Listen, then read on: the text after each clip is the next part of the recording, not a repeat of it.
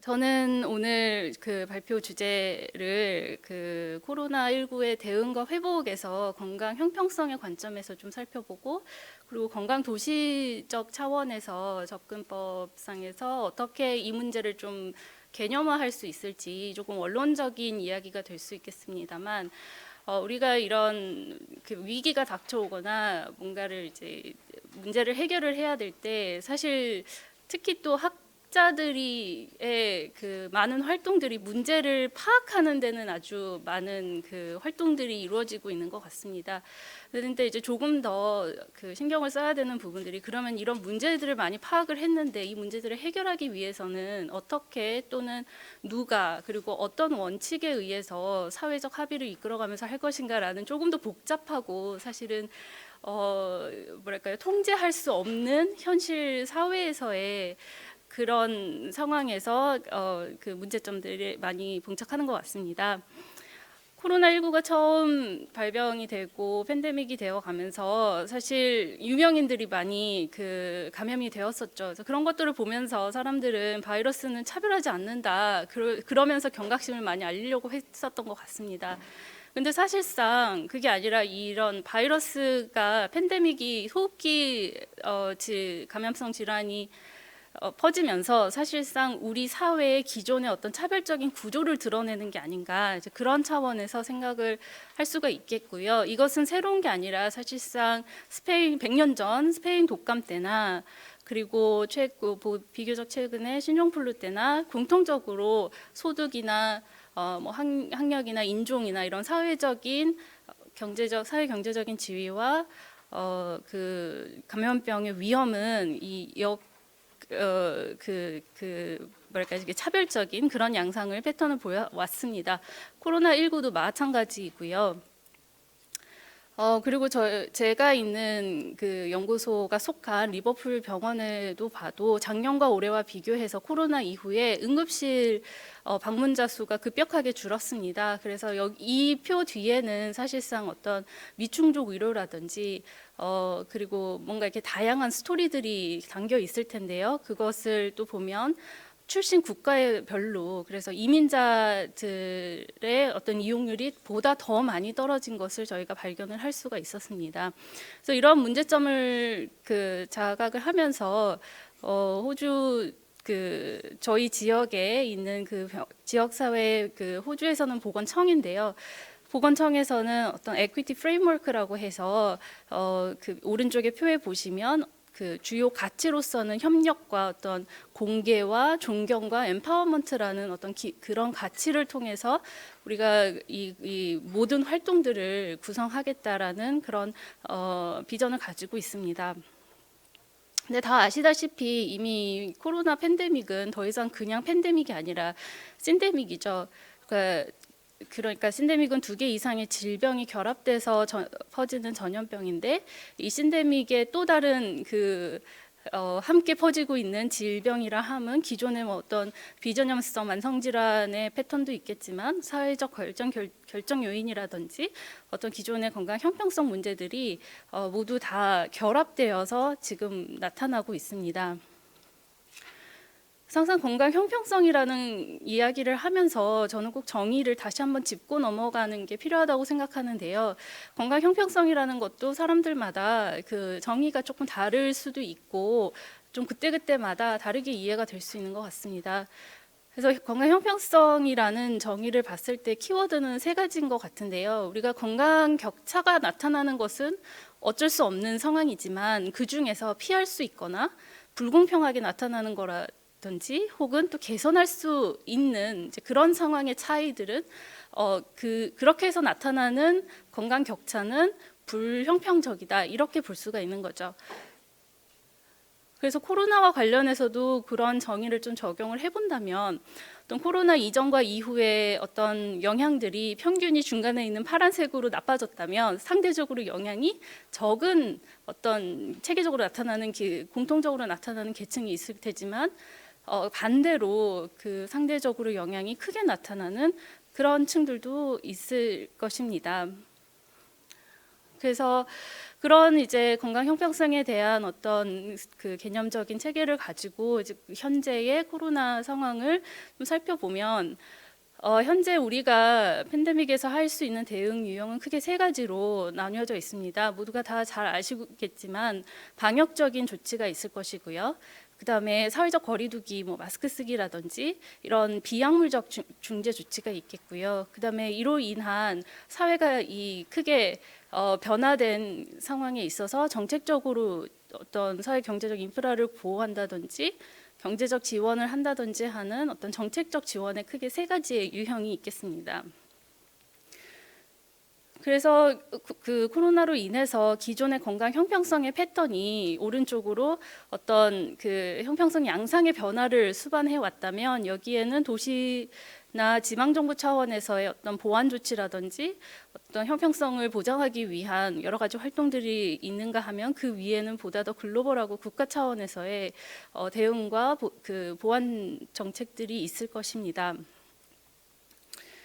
그 코로나19의 건강 영향의 메커니즘을 살펴보면요, 사실 크게 그 건강 형평성에 어떤 영향을 미쳤느냐 그 메커니즘을 본다면 가장 왼쪽에 코로나19의 감염 자체에 대한 어떤 불형평적인 차이가 있을 것입니다. 예를 들어서 감염이 됐을 때 그 예후나 증상이나 또 치료에 관한 불형평적인 그런 것들이 있을 것이고요.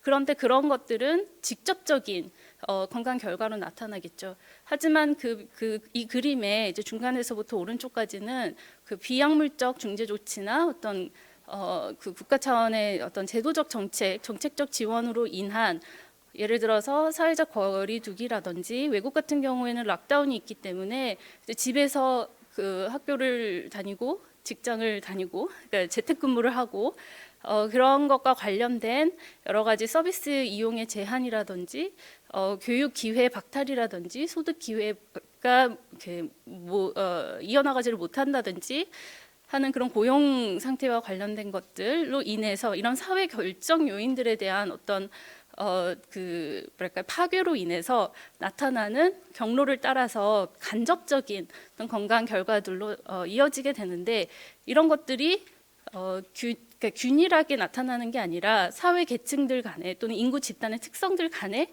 차별적으로 나타난다는 것이 이 건강 형평성 문제를 바라보는 것의 핵심인 것 같습니다. 그래서 이거를 아주 잘 나타내는 그림이라고 저는 생각해서 사실 이 크레딧도 없이 도용하는 것 같은데 사실 그 출처를 잘 모르겠습니다. 근데 이제 해외에서 이제 락다운이 있을 때 바깥에는 여전히 필수 인력들은 그 감염에 노출이 되고 그 위험을 감수하면서 일을 계속 지속을 하고 있고요.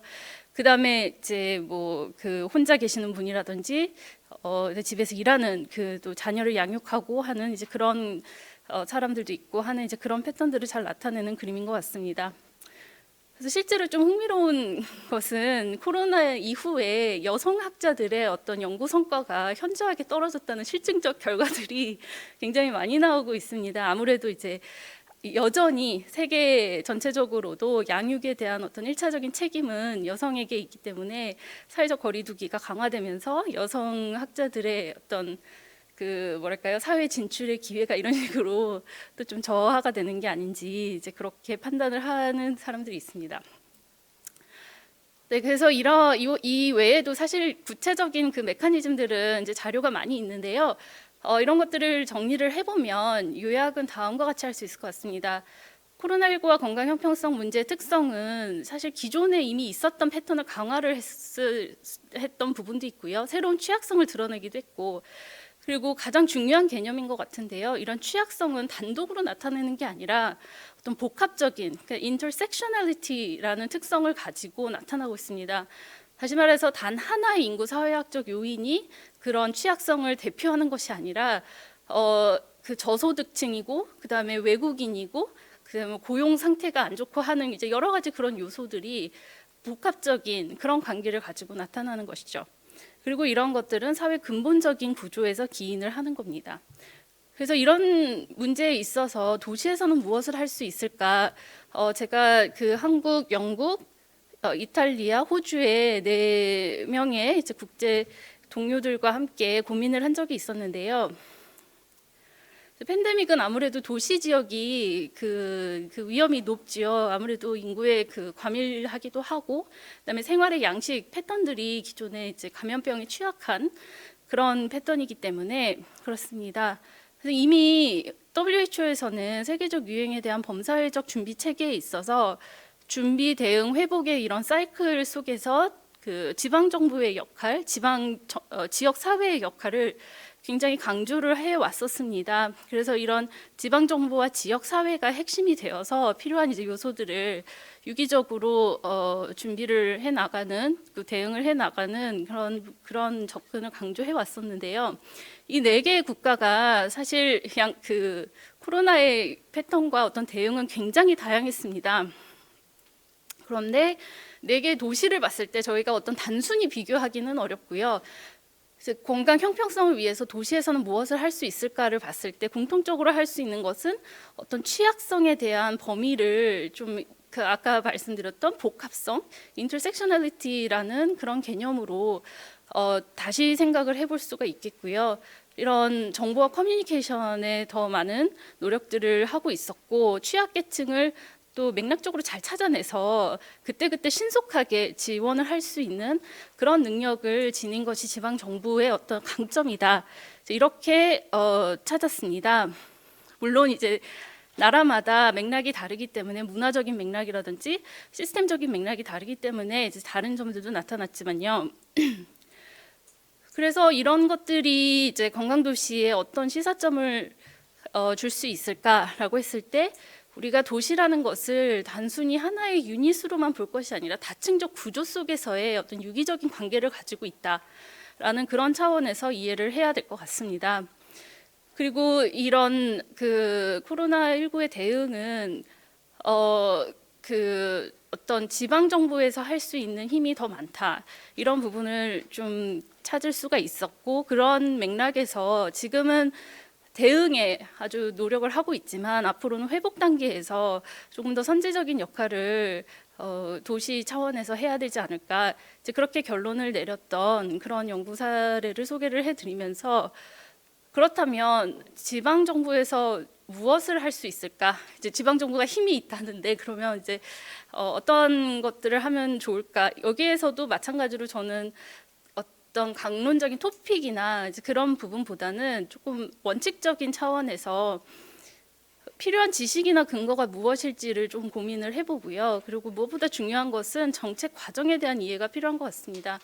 앞선 두 분 발표자께서도 계속 말씀하셨지만 지금은 이제 기회의 창이 열린 것이고요. 그리고 어떤 패러다임의 전환이 필요한 시점입니다. 그런데 이때 우리가 건강이라는 또는 형평성이라는 밸류나 가치나 원칙에 따른 어떤 정책 프레임의 전환을 가져오기 위해서는 이 정책 결정에는 누가 관여를 하고 어떤 이해관계를 가지고 어떤 아이디어를 가지고 어떤 시스템을 통해서 운영이 되는지에 대한 이해가 필요한 그 이해에 기반해서 활동이 필요할 것이고요. 이런 다층적 구조에서 지방 정부의 역할을 고려하면서 건강 형평성을 주요 가치로 해야 될 필요가 있겠죠. 그리고 지금 저희 세 명 모두 공통적으로 이야기하는 게 건강 영향 평가와 같은 정책적인 도구들도 도움이 될 것입니다. 그래서 그 포스트 코로나에서 건강도시 방향을 본다면 저도 계속 그 반복되는 이야기이지만요. 무엇보다도 사람의 건강이라는 것을 원 헬스라는 생태계의 건강과 플래너터리 헬스의 어떤 한 시스템의 한 요소로서 생각을 해야지, 사람 건강을 우선하는 것보다는 지구 전체의 건강을 먼저 생각을 하면서 그 안에서 도시를 생각하는 게 필요한 것 같습니다. 그래서 마지막으로 그 건강도시 접근법을, 제가 생각하는 건강도시 접근법은 그 역시 저도 어떤 보건소에서 하는 어떤 건강 증진 개별 프로그램이라기보다는 하나의 개념이고 하나의 가치이고 하나의 그 방법이라고 생각을 하는데요. 건강도시 접근법에는 이 표에서 보는 것처럼 크게 세 가지의 요소가 있는 것 같습니다. 첫 번째는 연구와 데이터인데요. 그래서 필요한 이제 정책이나 활동을 추진을 하려면 어떤 데이터가 필요하겠죠. 그래서 그것과 관련된 활동들이 한 축이 되고요. 그다음에 두 번째는 지역사회 엠파워먼트와 관련된 그런 활동들이 필요하고, 마지막으로는 제도적인 장치에 따른 에 관한 활동들이 필요한 것으로 관광도시 접근법을 생각을 하고 있습니다. 그렇다면 우리가 코로나19와 관련해서 건강 형평성을 생각을 했을 때 이제 각각의 어떤 활동 영역들에 대해서 이 관광도시의 세 개의 축에서 무엇을 하고 있는가, 혹은 또 무엇을 할 수 있는가, 어떤 부분들이 부족한가, 혹은 누가 무엇을 언제 어떻게 해야 될 것인가, 이제 그런 고민들을 이 요구되지 않나. 그리고 지금 현재 우리나라 지방정부 혹은 관광도시는 이런 영역에서 무엇을 하고 있는가, 이렇게 진단하는 어떤 프레임으로서 제시를 해보았습니다. 네, 이것으로 발표를 마치겠습니다.